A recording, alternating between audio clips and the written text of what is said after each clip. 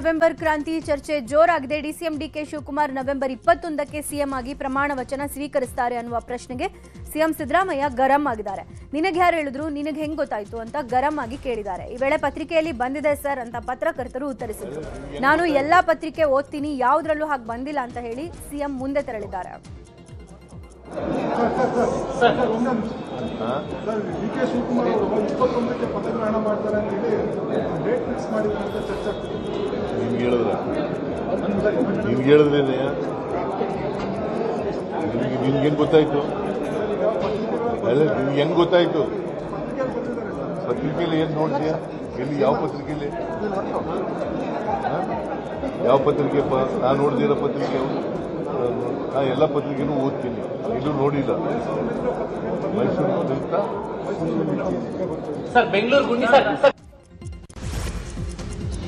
ನವೆಂಬರ್ನಲ್ಲಿ ಕಾಂಗ್ರೆಸ್ನಲ್ಲಿ ಮಾತ್ರವಲ್ಲದೆ ಬಿಜೆಪಿಯಲ್ಲೂ ಕ್ರಾಂತಿ ನಡೆಯಲಿದೆ ಅಂತ ಹೇಳಲಾಗ್ತಾ ಇದೆ. ಬಿಹಾರ ಚುನಾವಣೆಯ ಬಳಿಕ ಬಿಜೆಪಿ ರಾಜ್ಯಾಧ್ಯಕ್ಷರ ಬದಲಾವಣೆ ನಿರೀಕ್ಷೆ ಇದ್ದು, ಹೀಗಾಗಿ ಬಿಜೆಪಿ ರೆಬೆಲ್ ನಾಯಕರು ಸಭೆ ಸೇರಿದರು. ಬೆಂಗಳೂರಿನ ಸದಾಶಿವನಗರದ ಮಾಜಿ ಶಾಸಕ ಕುಮಾರ್ ಬಂಗಾರಪ್ಪ ನಿವಾಸದಲ್ಲಿ ಸಭೆ ನಡೆಯಿತು. ಬಿಜೆಪಿ ಉಚ್ಚಾಟಿತ ಶಾಸಕ ಯತ್ನಾಳ್, ರಮೇಶ್ ಜಾರಕಿಹೊಳಿ, ಕುಮಾರ್ ಬಂಗಾರಪ್ಪ ಸಭೆ ನಡೆಸಿದ್ದು, ಮುಂದಿನ ನಡೆ ಹಾಗೂ ವಿಜಯೇಂದ್ರ ಬದಲಾವಣೆ ಬಗ್ಗೆ ವರಿಷ್ಠರಿಗೆ ಏನೆಲ್ಲ ಹೇಳಬೇಕು ಅನ್ನೋದರ ಬಗ್ಗೆ ಚರ್ಚೆ ನಡೆಸಿದ್ದಾರೆ. ಬೆಂಗಳೂರಲ್ಲಿ ರಸ್ತೆ ಗುಂಡಿ ಮುಚ್ಚೋದಕ್ಕೆ ಸಿಎಂ ಸಿದ್ದರಾಮಯ್ಯ ಕೊಟ್ಟಿದ್ದ ಡೆಡ್ ಲೈನ್ ಮುಗಿದಿದೆ. ಆಗಿದ್ರೂ ಬೆಂಗಳೂರಿನ ರಸ್ತೆಗಳಲ್ಲಿ ಇನ್ನೂ ಸಾವಿರಾರು ಗುಂಡಿಗಳು ಹಾಗೇ ಇವೆ. ಹಲವೆಡೆ ಕೇವಲ ಡಾಂಬರ್ ಹಾಕಿ ತೇಪೆ ಕಾರ್ಯ ಮಾಡಲಾಗಿದೆ. ಆದರೆ ಮಳೆ ಬಂದ ಕಾರಣ ಕೆಲವೆಡೆ ಹಾಕಿದ್ದ ಡಾಂಬರ್ ಕೂಡ ಕಿತ್ತು ಬಂದಿದೆ. ಗುಂಡಿ ಮುಚ್ಚೋ ಬಗ್ಗೆ ಕೇಳಿದ ಪ್ರಶ್ನೆಗೆ ಉತ್ತರಿಸಿದ ಸಿಎಂ, ಗುಂಡಿಗಳ ಬಗ್ಗೆ ಡಿಸಿಎಂ ಡಿಕೆಶಿ ಅವರನ್ನೇ ಕೇಳಿ ಅಂತ ಹೇಳಿದ್ರು. ಇನ್ನು ಗುಂಡಿಗಳ ವಿಚಾರವಾಗಿ ಸಿಎಂ ಸಿದ್ದರಾಮಯ್ಯಗೆ ಬಿಜೆಪಿ ಟಾಂಗ್ ಕೊಟ್ಟಿದೆ.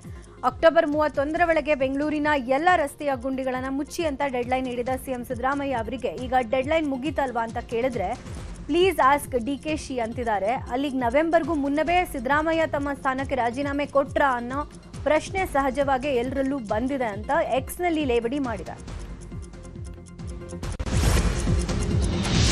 ಎಐಸಿಸಿ ಅಧ್ಯಕ್ಷ ಮಲ್ಲಿಕಾರ್ಜುನ್ ಖರ್ಗೆ ಕೋಟೆಯಲ್ಲಿ ಆರ್ಎಸ್ಎಸ್ ಪಥಸಂಚಲನ ನಡೆಯಿತು. ಯಾದಗಿರಿ ಜಿಲ್ಲೆಯ ಗುರುಮಠಕಲ್ ಪಟ್ಟಣದಲ್ಲಿ ಪಥಸಂಚಲನ ನಡೆದಿದೆ. ಲಕ್ಷ್ಮೀ ನರೇಂದ್ರ ಲೇಔಟ್ನಿಂದ ಪಥಸಂಚಲನ ಆರಂಭವಾಗಿ ಪ್ರಮುಖ ಬೀದಿಗಳಲ್ಲಿ ಸಾಗಿದೆ. ಪಥಸಂಚಲನದಲ್ಲಿ ನೂರಾರು ಗಣವೇಷಧಾರಿ ಸ್ವಯಂ ಸೇವಕರು ಭಾಗಿಯಾಗಿದ್ದರು. ಅಹಿತಕರ ಘಟನೆ ನಡೆಯದಂತೆ ಪೊಲೀಸ್ ಬಿಗಿ ಬಂದೋಬಸ್ತ್ ಏರ್ಪಡಿಸಲಾಗಿತ್ತು.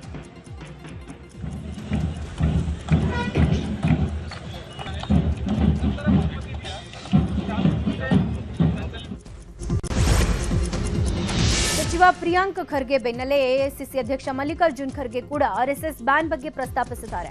ದೆಹಲಿಯಲ್ಲಿ ಮಾತನಾಡಿದ ಅವರು, ಕಾನೂನು ಮತ್ತು ಸುವ್ಯವಸ್ಥೆಯ ಸಮಸ್ಯೆಗಳನ್ನು ತಂದೊಡ್ತಾ ಇರುವ ಆರ್ಎಸ್ಎಸ್ ಸಂಘಟನೆಯನ್ನ ಬ್ಯಾನ್ ಮಾಡಬೇಕು ಹೀಗಂತ ಒತ್ತಾಯಿಸಿದ್ರು. ಭಾರತದ ಪ್ರಜಾಪ್ರಭುತ್ವ ಮತ್ತು ಜಾತ್ಯತೀತ ಚೌಕಟ್ಟನ್ನು ರಕ್ಷಿಸುವುದಕ್ಕೆ ಒಮ್ಮೆ ಸರ್ದಾರ್ ವಲ್ಲಭಾಯ್ ಪಟೇಲ್ ಇದೇ ರೀತಿಯ ನಿರ್ಬಂಧಗಳನ್ನು ವಿಧಿಸಿದ್ರು. ರಾಷ್ಟ್ರೀಯ ಸ್ವಯಂ ಸೇವಕ ಸಂಘ ಕಾರ್ಯಕ್ರಮಗಳಲ್ಲಿ ಭಾಗವಹಿಸುವ ಸರ್ಕಾರಿ ನೌಕರರ ಮೇಲೆ ನಿಷೇಧ ಹೇರಬೇಕು ಅಂತ ಒತ್ತಾಯಿಸಿದ್ದಾರೆ. ಆರ್ಎಸ್ಎಸ್ ಪಥಸಂಚಲನ ವಿಚಾರವಾಗಿ ಕಲಬುರಗಿಯಲ್ಲಿ ಸಚಿವ ಪ್ರಿಯಾಂಕ್ ಖರ್ಗೆ ಮಾತನಾಡಿದ್ದಾರೆ. ಆರ್ಎಸ್ಎಸ್ನವರು ನಮ್ಮ ಕ್ಷೇತ್ರದಲ್ಲಿ ಪಥಸಂಚಲನ ಮಾಡಲು ಪ್ರತಿಷ್ಠೆಯಾಗಿ ತೆಗೆದುಕೊಂಡಿದ್ದಾರೆ. ನಾನು ಎಲ್ಲೂ ಹೇಳಿಲ್ಲ ಆರ್ಎಸ್ಎಸ್ ಬ್ಯಾನ್ ಮಾಡಿ ಅಂತ. ಬಿಜೆಪಿಯವರು ನಾನು ಪತ್ರ ಬರೆದಿದ್ದಕ್ಕೆ ನನ್ನ ಮೇಲೆ ಮುಗಿಬಿದ್ದಿದ್ದಾರೆ. ಆರ್ಎಸ್ಎಸ್ ರಿಜಿಸ್ಟರ್ ಇಲ್ಲದ ಸಂಸ್ಥೆ ಅಂತ ಕಿಡಿಕಾರಿದರು.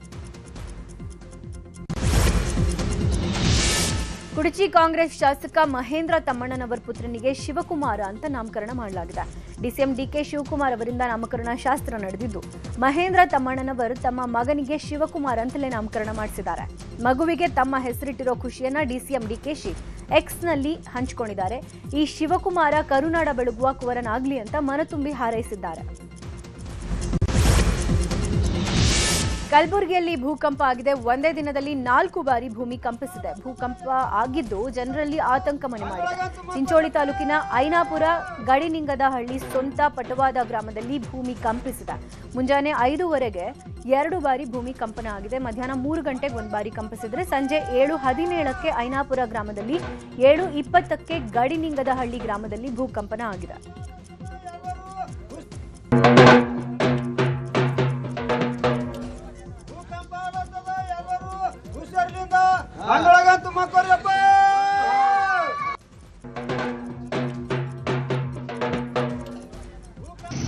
ಇನ್ನು ವಿಜಯಪುರದಲ್ಲೂ ಭೂಕಂಪನದ ಅನುಭವ ಆಗಿದೆ. ನಿನ್ನೆ ರಾತ್ರಿ 10:05ಕ್ಕೆ 2 ಬಾರಿ ಭೂಮಿ ನಡುಗಿರುವ ಅನುಭವ ಆಗಿದೆ.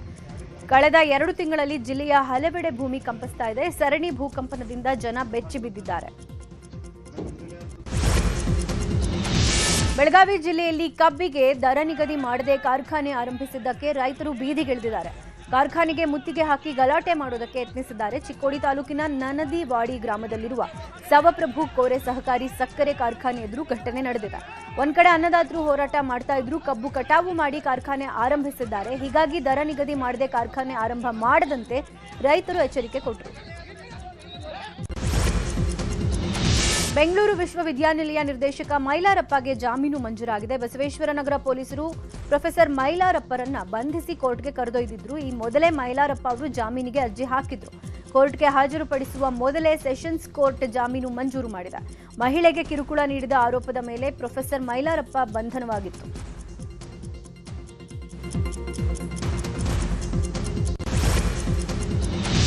ದಾವಣಗೆರೆ ಜಿಲ್ಲೆ ಚನ್ನಗಿರಿ ತಾಲೂಕಿನ ಚಿಕ್ಕಬೆನ್ನೂರಿನಲ್ಲಿ ಪೊಲೀಸರ ಕಾಟಕ್ಕೆ ಯುವಕ ಆತ್ಮಹತ್ಯೆಗೆ ಯತ್ನಿಸಿರುವ ಘಟನೆ ನಡೆದಿದೆ. 24 ವರ್ಷದ ಕಿರಣ್ ಆತ್ಮಹತ್ಯೆಗೆ ಯತ್ನಿಸಿದ ಯುವಕ ಕಾಕನೂರಿನಲ್ಲಿ 1 ತಿಂಗಳ ಹಿಂದೆ ಕಳ್ತನ ಆಗಿತ್ತು. ಆ ಕಳ್ತನ ನೀನೇ ಮಾಡಿರೋದು, ಇದನ್ನ ಒಪ್ಕೊಳ್ಬೇಕು ಅಂತ ಕಿರಣ್ಗೆ 3 ದಿನ ಪೊಲೀಸರು ಟಾರ್ಚರ್ ಕೊಟ್ಟಿದ್ರಂತೆ. ಹೀಗಾಗಿ ಪೊಲೀಸರಿಗೆ ಹೆದರಿ ಯುವಕ ಕಿರಣ್ ಆತ್ಮಹತ್ಯೆಗೆ ಯತ್ನಿಸಿದ್ದಾನೆ. ಆತ್ಮಹತ್ಯೆಗೆ ಯತ್ನಿಸಿದ ಕಿರಣ್ ಸ್ಥಿತಿ ಈಗ ಗಂಭೀರವಾಗಿದ್ದು ಖಾಸಗಿ ಆಸ್ಪತ್ರೆಯಲ್ಲಿ ಚಿಕಿತ್ಸೆ ನೀಡಲಾಗ್ತಾ ಇದೆ. ಸಂತೆಬೆನ್ನೂರು ಠಾಣಾ ಪೊಲೀಸರ ವಿರುದ್ಧ ಪೋಷಕರು ಆಕ್ರೋಶ ವ್ಯಕ್ತಪಡಿಸಿದ್ದಾರೆ.